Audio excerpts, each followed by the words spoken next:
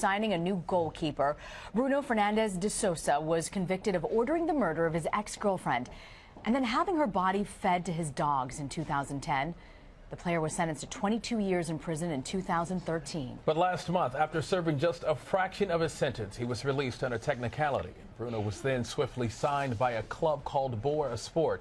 Beatriz Correa is international editor of TV Banda Rantes, and she joins us now via Skype from Sao Paulo, Brazil. Good to see you. Hello, DeMarco. All right, the team Boa Esporte is not backing down from their choice to hire Bruno, and they weren't the only team that wanted him. What is behind their decision?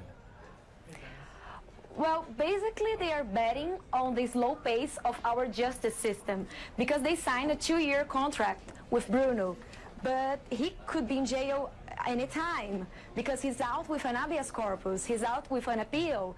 So if the justice send him again back to prison, they would be without a goalkeeper. They would have to find another goalkeeper. But right now, Boa Esporte is betting on the slow pace of our justice system, and Bruno is now training, and he should be ready to play with his new team within 40 days. Beatriz, how is this decision to sign Bruno being received in Brazil? With a lot of outrage in the city, of course, in all of Brazil. It's being received with a lot of outrage, but especially in Varginha. It's a city in Minas Gerais where he's now training.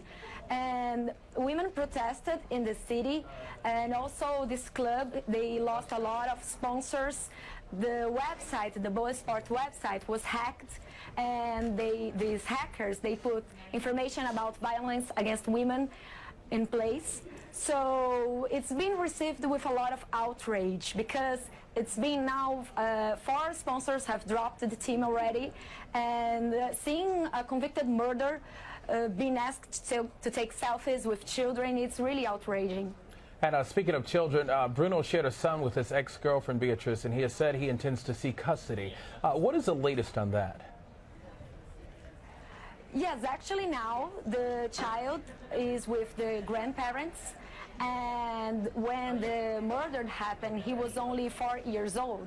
So now he's going to ask custody, but it's really, really impossible for him to be granted that right, because during trial, he recognized that Elisa is dead, but he said he didn't do it, he didn't order that. But it's almost impossible.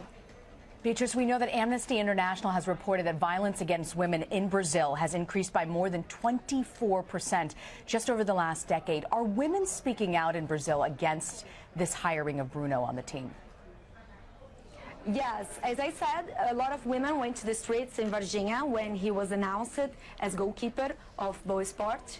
And a lot of pressure has been happening here, most because of the International Women's Day the last week. For example, we have here a law called Maria da Penha.